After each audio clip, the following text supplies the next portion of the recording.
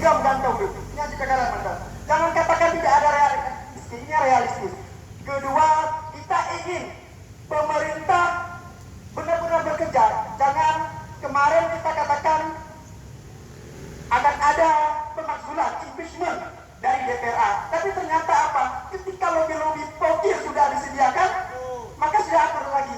Apa yang korbankan? Kepentingan rakyat hari ini. Ketika dana 100 miliar digelontorkan ke satu pokir, bayangkan rakyat hari ini untuk makan ya susah. Berapa pendapatan per kapita? Rakyat menangis hari ini. Kita ingin katakan bahwa berapa dana yang dikonsumsikan untuk Aceh, berapa triliun? Berapa triliun yang habis dalam perjalanan? Ini yang kita katakan. Kita paham juga, nah, gaya-gaya mafia di sini. Kita paham juga, ini bersih kali. Tapi mohonlah difokuskan.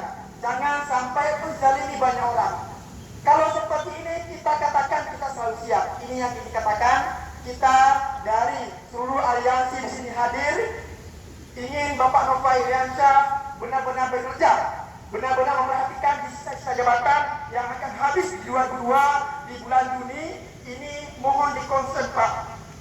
Dan kita juga meminta kepada Pak Nova agar seluruh elemen itu disinergikan Pak.